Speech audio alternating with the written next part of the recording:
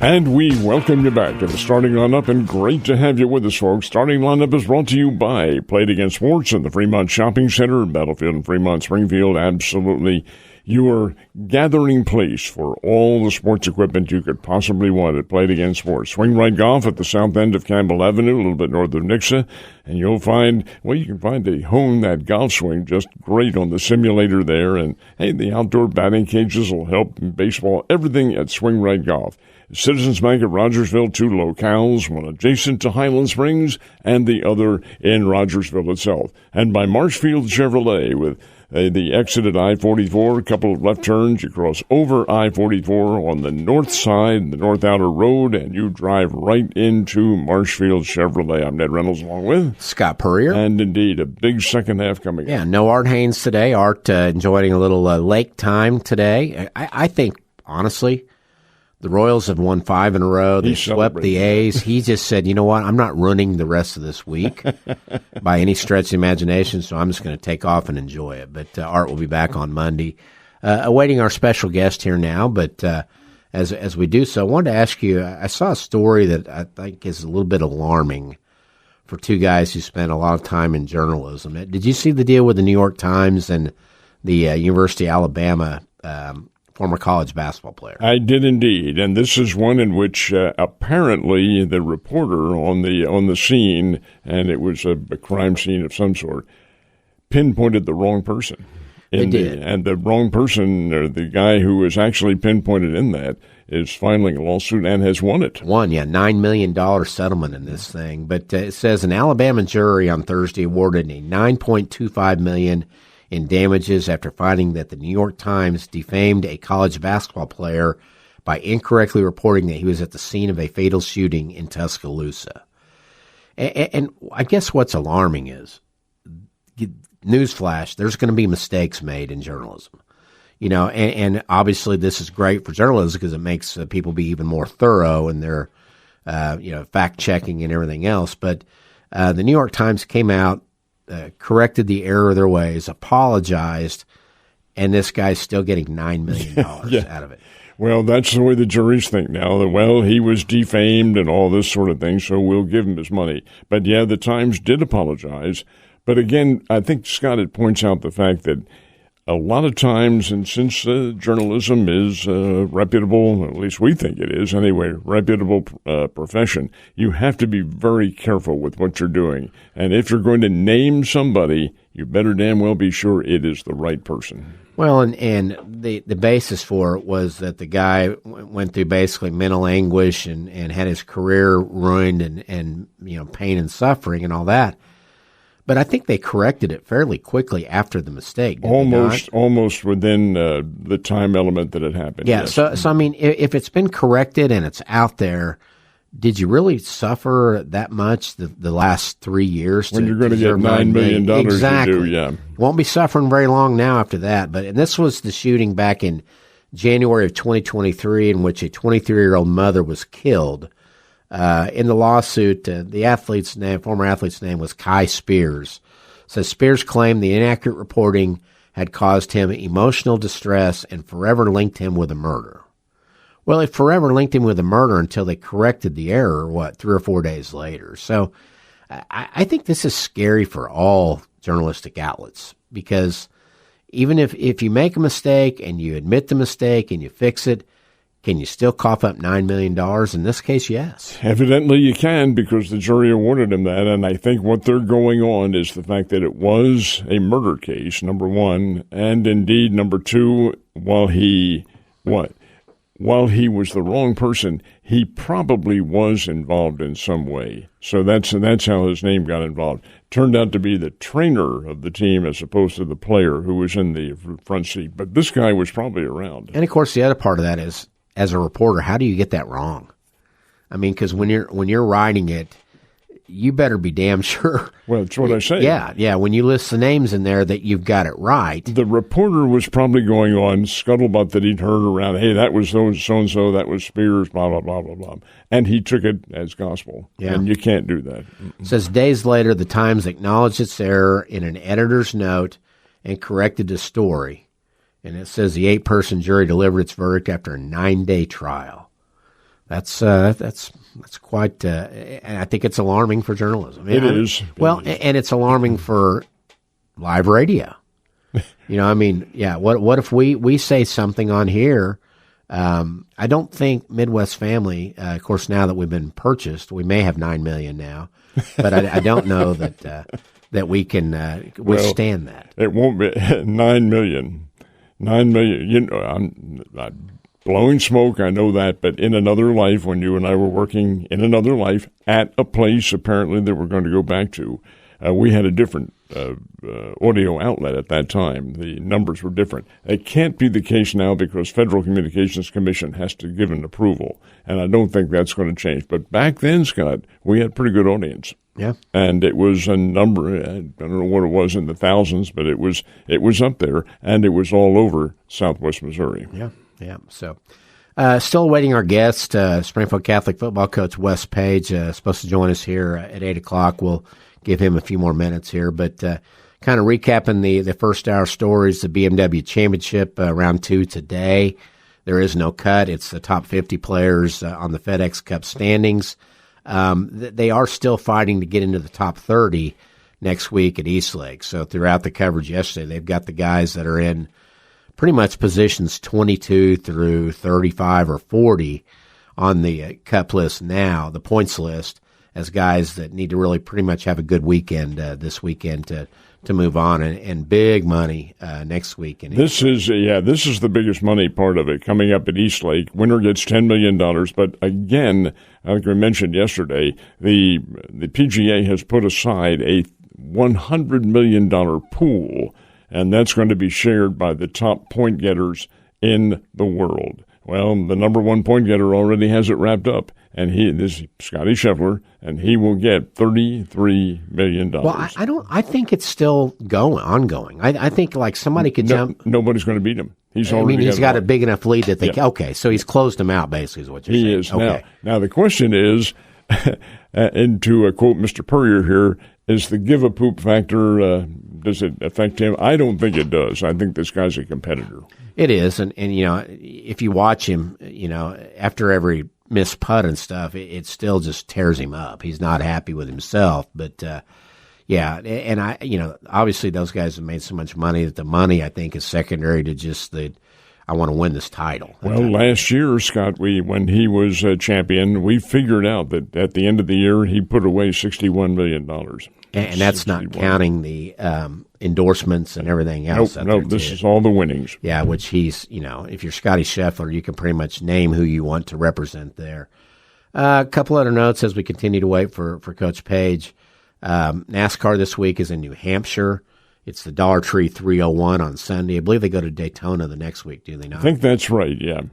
Loudonville is the town in New Hampshire they go to, and they're there every year. It's a very nice racing facility up there. Same as it is at Watkins Glen, except that's a road course. Loudonville is not. It's an oval. Yeah, and so, I think T-Bear wasn't particularly thrilled with this race. He said it was one of the lesser ones. It's kind of like the John Deere Classic of NASCAR racing, and then Daytona, and then the Chase is what, 2 events, or first weekend of September the Chase begins? The Chase begins, I think, with Darlington Labor Day weekend.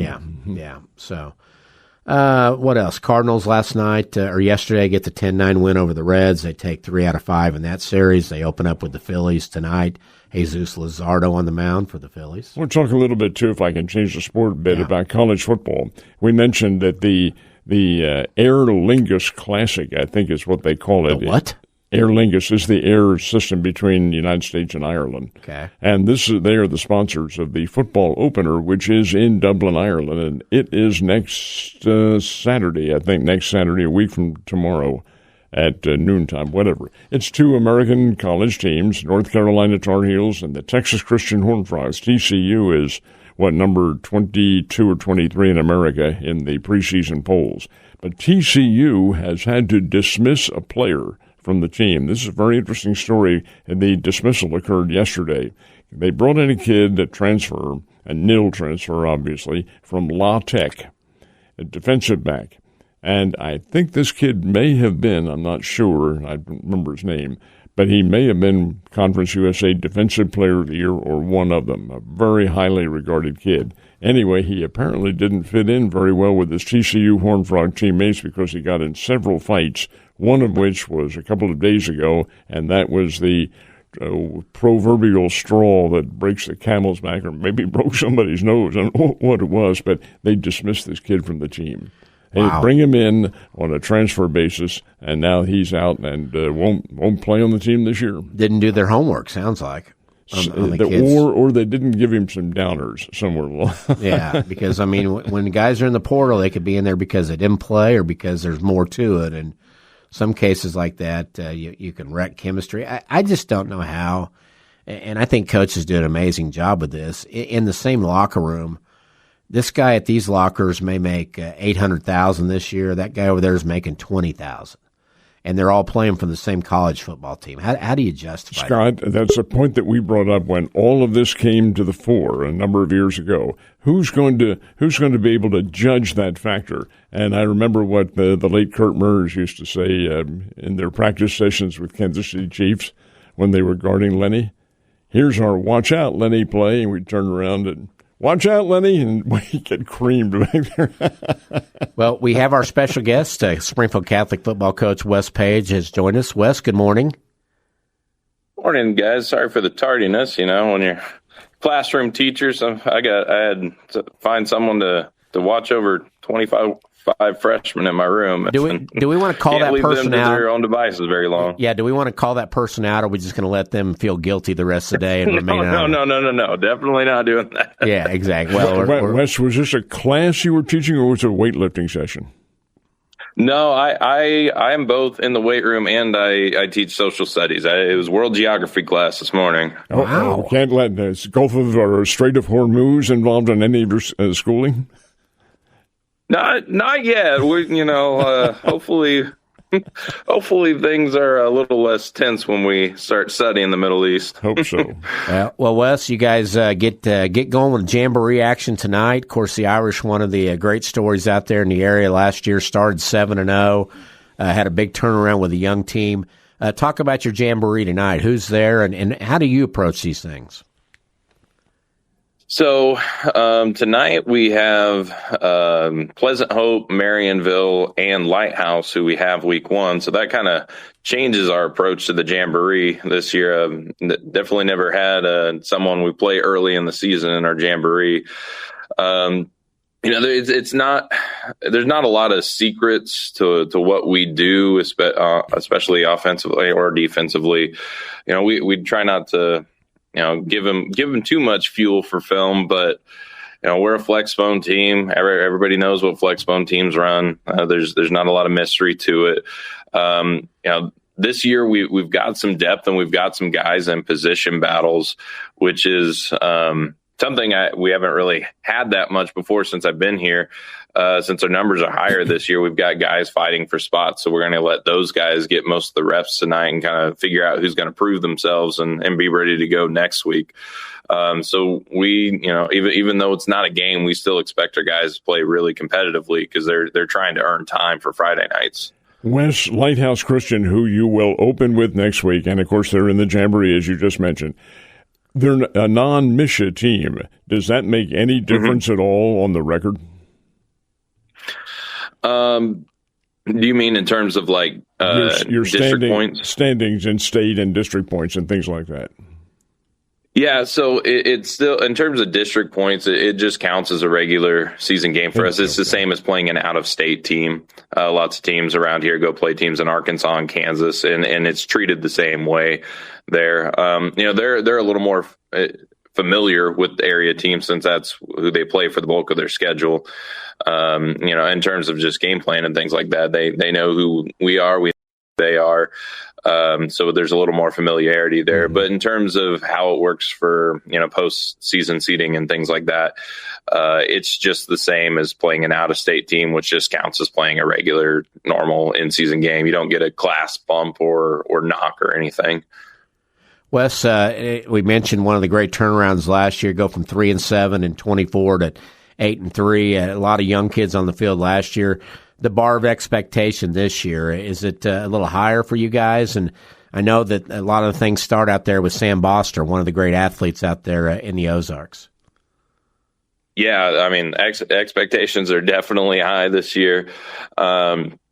And really, they were for our guys last year. You know, it might have been a surprise to a lot of guys, to a lot of people who follow high school sports, that we were as successful as we were last year. It wasn't that surprising to most of the guys on our team. They had really high expectations for themselves, and that's continued into this year. You know, bringing back a lot of players. There's pressure on these guys, but I mean, we did our best in high pressure situations last year. We most of our games were really close during that big streak, and we came out on top most of the time through the year. So our guys know how to play in pressure. We kind of thrive in it. Sam himself, you know, he's always been the guy that people look to. You know, he's a pretty special athlete coming in as a freshman, and people know how good he is, and you know, he doesn't shy away from any of those expectations, and he's gonna give everything he's got. He's in all phases of the game. He's not just a great blocker, not just a great receiver, not just a great running back. He does it all. And you know, he's ready to put that on the weight on his back and carry us forward. Wes, what was a big game for you and the Irish last year when you realized, hey, we may be pretty good? You know, going into that Fair Grove game, you know, Fair Grove coming off that the state final appearance in 24. You know, and they were looking at their line, their offensive defensive line compared to ours. You know, it was kind of staring up at giants, and we came out pretty fast that game and got on top. And then we kind of felt like, oh, we're a pretty good team now. You know, we didn't know how to handle that really. You know, going into our next few games, that was kind of a new experience for our kids as being a really successful team. And, you know, that caught up to us in the Hollister game. We had a few injuries before the game, and Hollister, you know, even though they had a pretty successful year last year, they hadn't at that point had the wins that we had, and our guys weren't really ready for them to come out and fight like they did, especially them getting their big running back going into that game. And so that was kind of a learning experience for our guys. Luckily, you know, we have those guys back this year, and they don't want to let that happen again, where if we have some success earlier, no matter what happens early, that we need to keep rolling through the entire season and keep our level of play and our expectations high, going into every game, no matter who our opponent is. Wes, we talked about Sam Boster. Who are some other names that people will be familiar with by the end of the season this year for the Irish? Our quarterback, Jet Lewis, he was all conference last year as a sophomore. Really talented, both running and passing the ball, already getting some college looks from some of the flexbone teams around the country. He's a big, strong kid, and makes really, really good decisions. Michael Heredia, our other wing back opposite Sam Boster, you know, a lot of what Sam is able to do is because the other running backs surrounding him are really good too. You can't just focus on stopping Sam, or you're going to get in a lot of trouble. So what happened last year, on opposite of Sam most of the year, was Easton Gifford, and he averaged 12 yards a carry. Michael Heredia last year averaged, I think it was 8.5 yards a carry when he was in. He's really, really quick. And then our fullback, Boston Hartman, he, as a sophomore last year, led our team in carries and averaged about 5 yards a carry as a fullback, just running dive over and over and over again to set up all that outside game in our pass game for our other guys to thrive. Now, Connor Finsky at receiver, he's had some college offers to play receiver. He's going to be a really big part of our offense, as well as our other receiver, Jack Bells. When they try to put a guy on Connor, Jack's good enough to take advantage if the focus is on the other side. So we've got a lot of offensive weapons as far as skill positions go. When the district pairings come up next week, who do you perceive as being a tough team in that? Who are you shooting for? With some of the teams moving up and down, classes almost guaranteed this year. It looks like Mount Vernon is probably going to drop back down to Class 2. That's what the prediction is. So we don't really know where we're going to match up. We usually get sent east. It's north and east with Fairgrove and Stratford. If they're, who knows if they're going to be in 2 or 3. Liberty and Ava and those teams. Sometimes we usually get sent east with the SCA. And those SCA teams are no joke. We've got Houston week 2, and they always give us all that we want, especially physically. And Liberty returning a bunch of really good players after their state semifinal appearance last year. They're going to be a really, really tough team this year. And if we get sent to the other side, then we got to deal with Mount Vernon and Lamar. So there's no easy district we get to be put in. We're probably still going to be underdogs going into whatever district it is to come out of. So, that's how we've always played since I've been here. We've always been the underdogs. So, that's a mentality our guys like to have, is to punch above our weight. So we'll be ready for whatever pairing we get. Wes, you're a Catholic alum. Got to be proud of the way you guys have kind of dug out a pretty good hole. I mean, it was some lean years there for a while at Catholic football. I saw in the Ozone preview that you had 59 kids come out, which is a high that you can remember. It looks like kids are excited to play football at Catholic again. Yeah, it's been pretty great. We had those rough years. We have up and downs, just like every other most other public schools that aren't named Lamar or Webb City.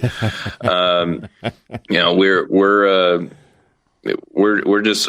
glad we've started youth football, and that's kind of created a lot of excitement. It's kind of been a thing where we get quite a few kids out for junior high, and for whatever reason they might miss a few years. Going into freshman and sophomore year and try to come back out as upperclassmen, and we try to reteach them football in a really short amount of time. Our freshman class is our first group who played youth football, who started in 6th grade.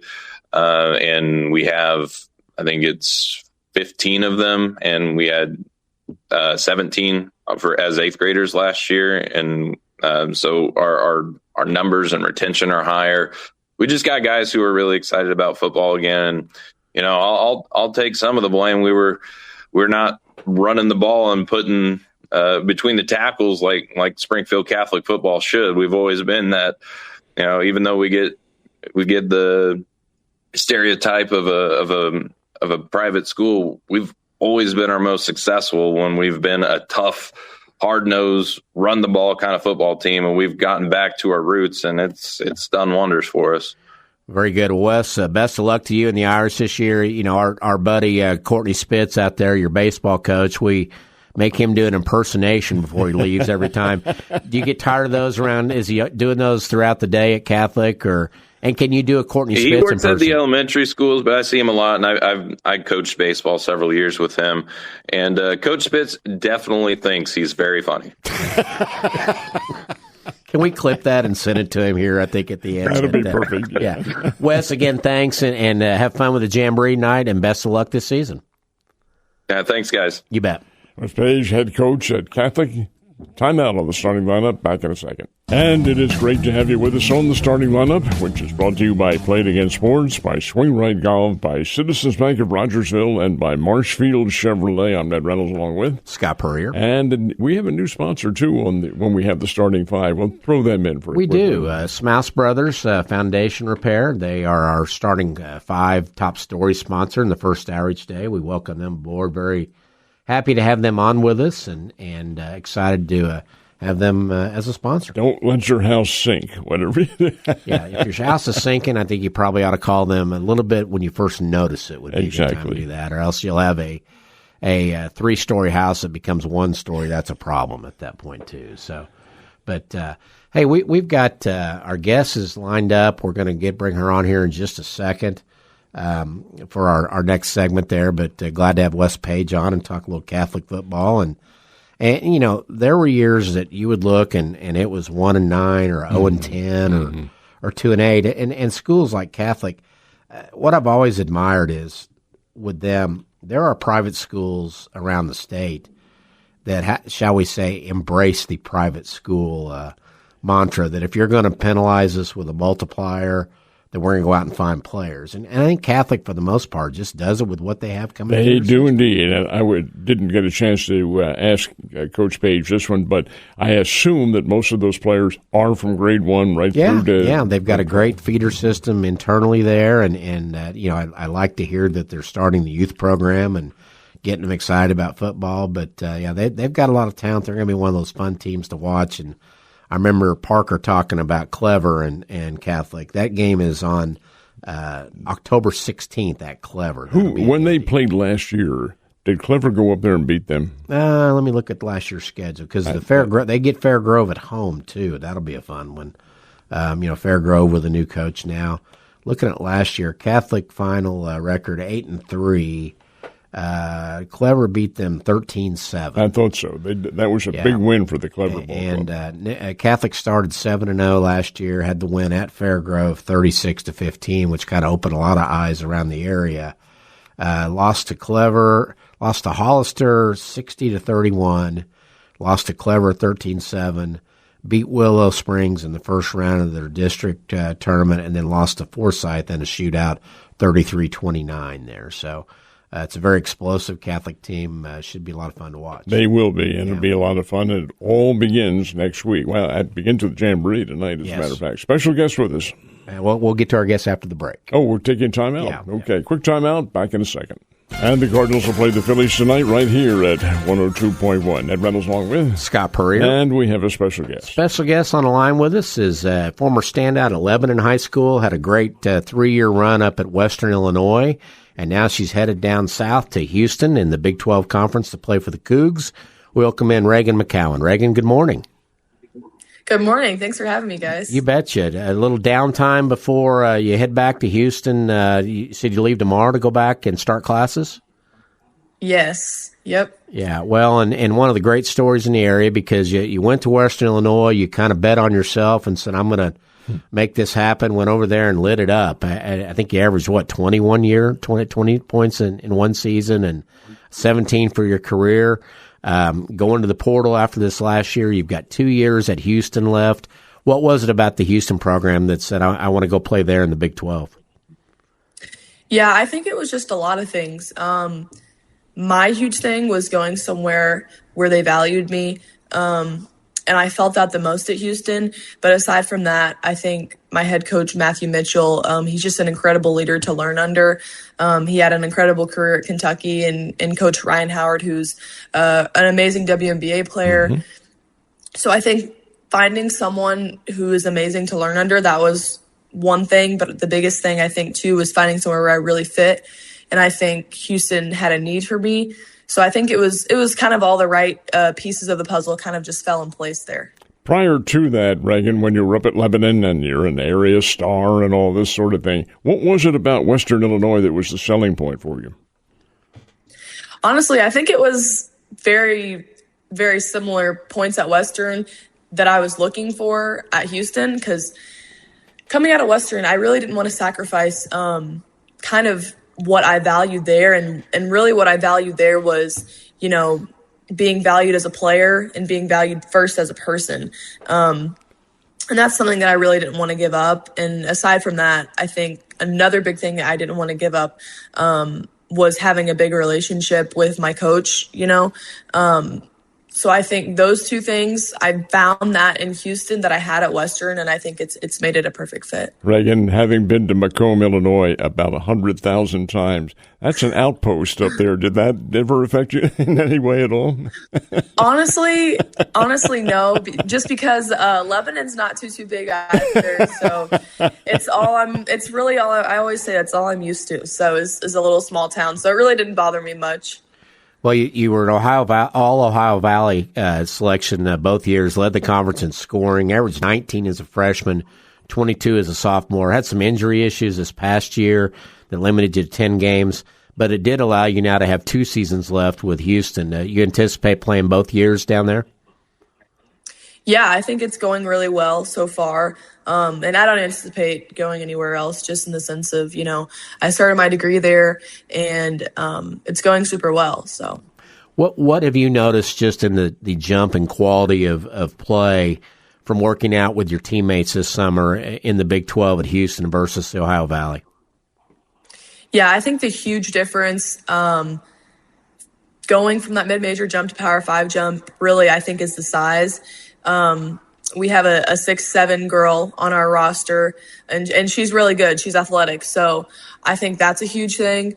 So getting around the paint, around the basket, you're going to have a lot more size. And then driving lanes, they close a lot quicker. So like your gaps close quicker just because the length. Everyone's tall, everyone's lengthy. When you went into the Ohio Valley, what teams were tough, and what kind of surprises did you have as a high school kid going in? That's a good question. The tough teams when I was in the Ohio Valley was University of Southern Indiana. They were always really good. And then Tennessee Tech, they were really, really good. They won it the first 2 years that I was in the Ohio Valley. I think the physicality, that's what really, really, I think, surprised me coming in as a freshman in college, was just how big and how strong everybody was. The physicality, 1 through 15 or however many they have in their roster really is all the same. They say traffic may be slightly different in Houston as opposed to Macomb and Lebanon. Have you get to experience that down there yet? Are you driving or are you flying down? Drastically. No, yeah. I have my car down there. It takes me about 20 minutes to get anywhere that I want to go. And it's all highway. It's all bumper to bumper. So it's definitely gotten some getting used to. I've had to learn not to road rage or anything, but it's definitely different. Raegan, and I'm sure you have watched some of the tapes of Houston playing in the Big 12 and so forth and so on. You mentioned you were surprised at the Ohio Valley about the physicality. It's probably going to be a whole lot more than that in the Big 12 now. Yeah. No, for sure. I honestly think, though, Ned, I think the Ohio Valley did prepare me well for it, though. They always used to say, like, my coaches always used to say, like, we're one of the most physical, mid-major conferences out there. And I really believe them truly now that I'm playing in the Big 12, even against my own teammates, because it really hasn't been that much of a change in the sense of physicality. One of the teams you're going to be playing is Arizona State, and they are coached by a young lady from here who I'm sure you have had association with in the past. Is that possible? Us playing Arizona State? Yeah, Molly Miller and company. Yeah, no, we play, our schedule hasn't came out yet, but we play Arizona State, I believe, at home this year. Excellent. Or maybe it's away. But we play, the way the Big 12 is, so the Big 12 is so big now, you'll play 3 teams home and away, and then everybody else you'll play home or away. Who else did you visit and consider in the portal this time? Yeah, my top 4 choices. So I kind of wanted to really take my time this time around in the portal. I visited University of Iowa, I visited Iowa State, and then I visited DePaul, and then my last visit was University of Houston. And it seems like you portaled after your freshman year. Your Ohio Valley, a scoring leader, freshman of the year in the league, went in the portal, pulled yourself back out, and stayed at Western Illinois to play for J.D. Gravina. What was different this time for you? You said that the fact that you graduated and it was time maybe to get a master somewhere else? Yeah, I think there was a lot of factors. I think the biggest ones, though, were that I graduated, this last summer. So that was a huge one. I think, too, at Western, just us having the year that we had, making the NCAA tournament and having a great year overall. I think I kind of had, completed what I had set out to do there. So I think that was the 2 main things for me as to why, I thought it was a good decision for me to hit the transfer portal. Tell the folks a little bit about what your graduate degree is going to be in. Yeah, my graduate degree is I'm getting my master's in marketing. And how do you I'm hope getting an MBA. How do you hope to pursue that? I want to be an athletic director one day. So I got my undergrad in kinesiology, And then I'm getting my master's in marketing to get some experience, talking with donors and all of those things. Excellent. So you're wanting to go into a field that they're all bailing out of as quick as they can get out of right now with NIL and all the things they have to deal with. That doesn't faze you, I guess, right? No. No, you're ready for that challenge. Talk about growing up in Lebanon and your dad played at Drury. Your mom played college basketball too, didn't she, I believe? My mom didn't, but my dad did. Yeah, and so growing up in Lebanon and just when you kind of realized that basketball was going to be your thing. Yeah, I think I knew. Honestly, it was kind of up and down. So I played kindergarten. I quit. I didn't want to do it anymore. Because I was always playing with a grade up. So then I quit, and I eventually came back to it just a year later. So I only took really one season off, and then. So I just kind of played local. And then the older I got, my dad kind of realized, hey, we need to do something that's getting you better. So I ended up playing in Springfield for a little club called the Stars.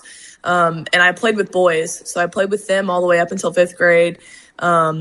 And then after that, I switched over to Mid-Missouri Magic, which is not a thing anymore, but it was a big thing in Southwest Missouri for girls basketball. And then eventually I made the move to play for Missouri Phenom, which is a pretty big club in Missouri for girls basketball. When you were playing with them, Raegan, who were some of the players who we might recognize who were your teammates? Yeah, so I played with Caitlin Beckemeyer when I was 15. You definitely would know her. Oh, yes. And then I played with Ashton Judd. I played with her when I was 16 and she was 17. Trying to think of some other Springfield players. I don't know if you guys know Grace Slaughter, but she plays for Mizzou. She's from Kansas City area, but she was in that club team as well. But it was a pretty stacked club team. How far did you go in the playoffs that were going on during the summer in those summer teams? Honestly, that's a great question.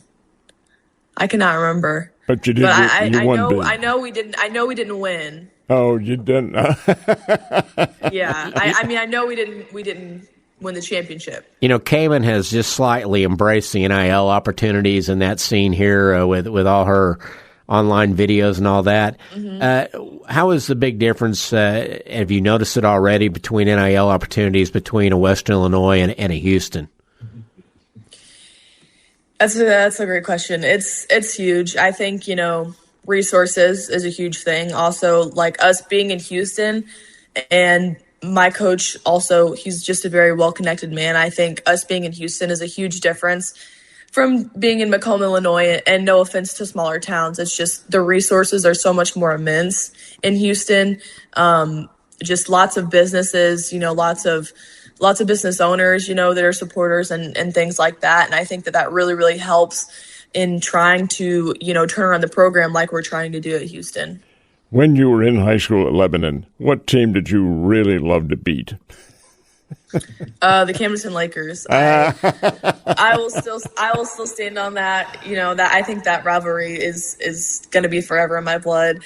And we never lost to them in high school. I will say, we were always huge rivals with Camden in every single sport. Sure. And it used to get pretty nasty, but I'm glad that Lebanon's getting back into the same conference as them because we weren't last year.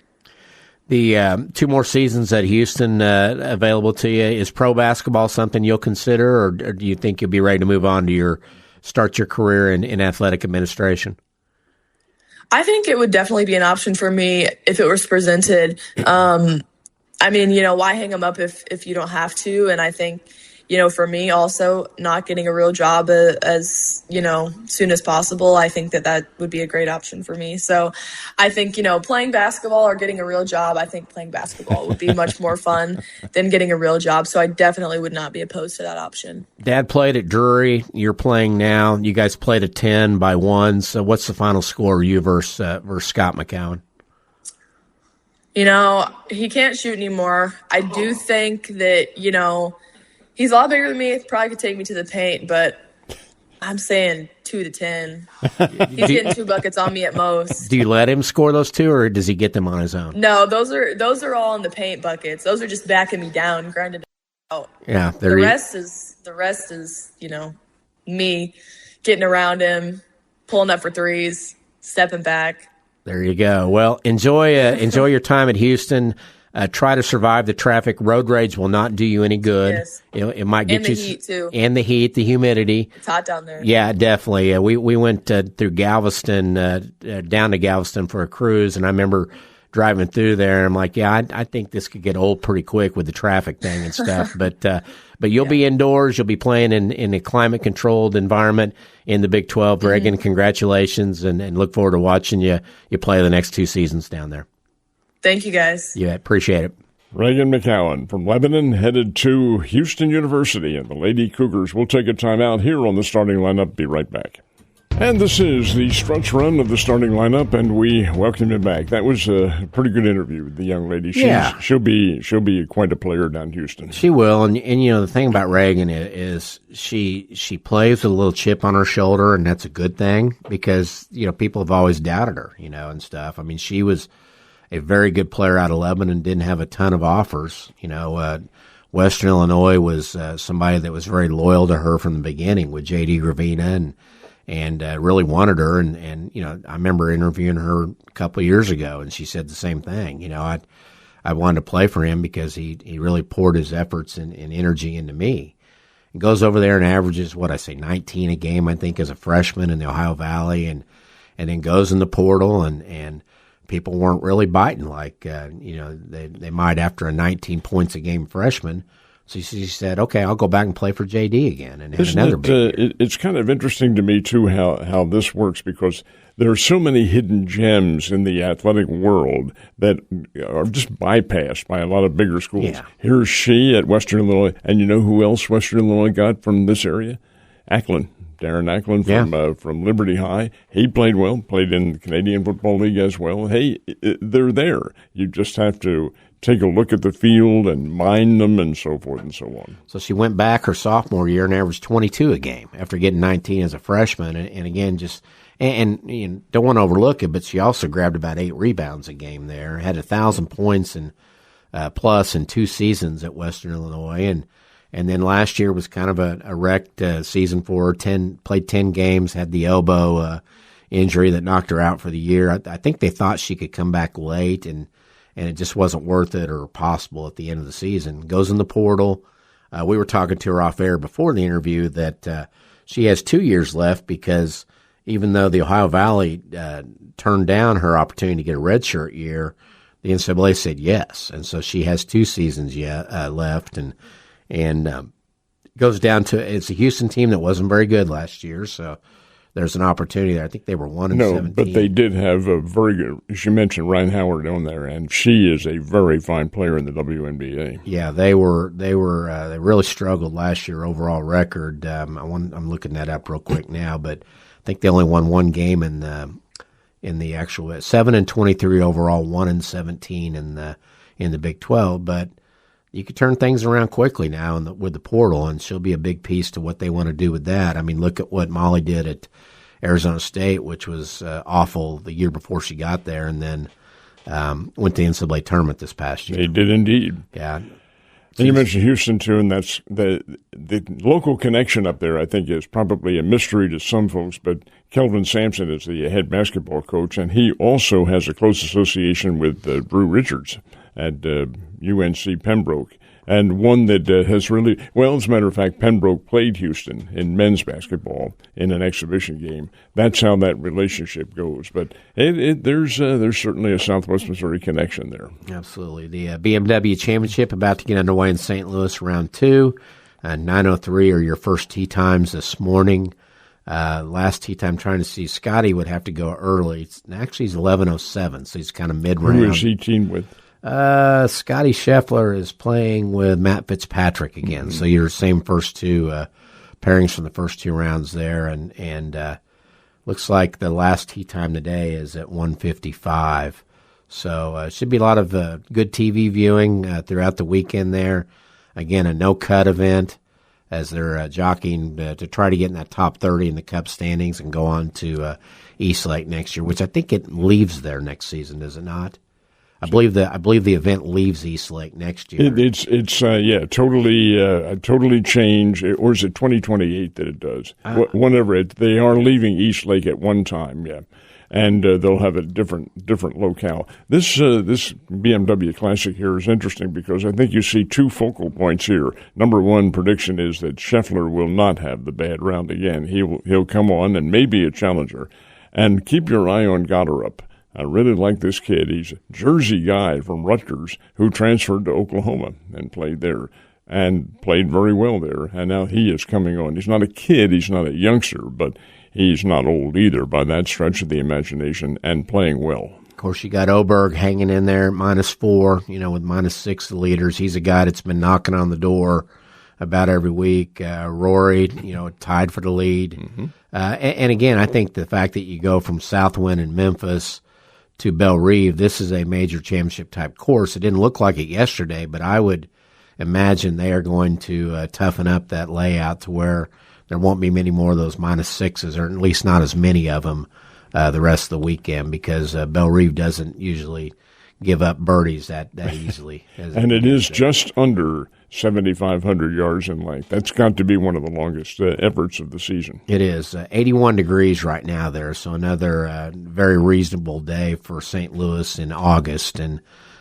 should be a lot of fun for those people who are going up. And we had a great experience. I don't know, I think my son may have mentioned this yesterday, that it's going to be a while before we have an event back in our kind of region, whether that's Southern Hills and Tulsa. Well, yeah, Southern Hills is usually an attractive point for it. Yeah, but I think we're looking into the 30s now, 2030, 31, or things like that for another one of these. So if you want to go see it, I think you probably ought to get in the car and drive to St. Louis this weekend. One thing we've overlooked a little bit, too, and after the FedEx tournament's over, the President's Cup is this year, and that's at Medina outside Chicago. That will be very interesting. The team you don't like it? The Ryder Cup is its own animal. President's Cup, I think, it's kind of like with the soccer, with the World Cup. What's the thing they do every other in the 2-year cycle with soccer? There's a cup tournament. Yeah, it kind of takes on that level, I think, because it's not the Ryder Cup. But we were talking in the car on the way home. The PGA Tour, this is a great idea because it's extended by 1 month people's interest in professional golf. The FedEx Cup has because of the money. Sure. Now in September, it's football time for most people's minds. Then 2 months later, it's basketball, and then you pick up golf again next February and March. Well, and it's interesting you mentioned that, too, because it used to be right after the New Year's holiday or Christmas holiday that they would pick up, but the tournaments in Hawaii have been canceled. They're not going to play them. We out of time? We're out of time. We are indeed. Folks, it's been great having you with us on the starting lineup. Thanks for being with us. Ned Reynolds along with Scott Puryear. Hope you have a great weekend, and we will see you Monday right here. See ya.